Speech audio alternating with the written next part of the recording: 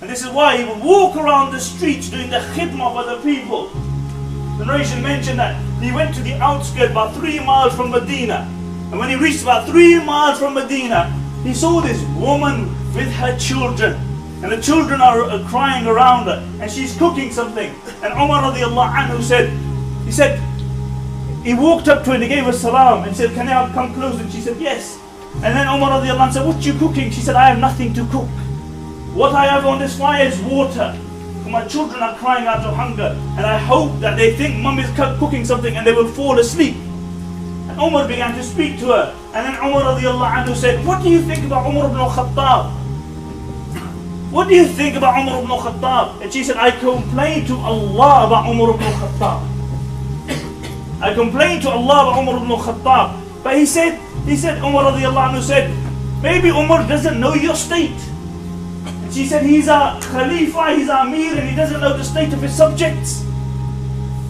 And this, pierced the heart of Umar radiallahu anhu. And the narration mentioned that Umar went to the Bayt al-Mal and he told the keeper, he said, give me a sack full of food. And the keeper bought a sack full of food and Umar said, place on my back. And the keeper said, oh Amir al-Mu'min, let me carry it. And Umar said, place it on my back. And he said, oh Amir al-Mu'min, let me carry it. And when he said it the third time, Umar became angry. And he said, أَتَحْمِلُ عَنِّي ذُنُوبِي يَوْمَ الْقِيَامَةِ. So will you carry my sins also on the day of judgment? And then Umar carried the sack, who was at that time the most powerful man on the face of this earth. He carried the sack through Medina until he reached the tent. And the narration mentioned he lit the fire by himself and the smoke was going through his beard. And then he cooked the food himself.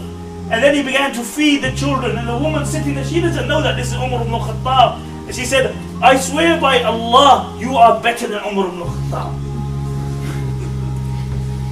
And then Abdurrahman ibn Auf says that it was dark, it was cold. And I said to Umar, I said, oh Amir al-Mu'mineen, it's cold, it's dark, let's go back.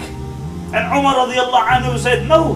He said, I swear by Allah, I will not move from this place until I see the children laughing like I saw them crying. And then Abdurrahman ibn Auf says, he said, I cannot express to you how Umar cried in the Fajr Salah because he had seen people crying out of hunger. Today we see people dying out of hunger. We see Muslims dying out of hunger. But we don't have the iman, the motivation doesn't allow us to put our hands in our pockets. Why? Because we've got these aspirations. And these aspirations which never finish. These aspirations which never finish.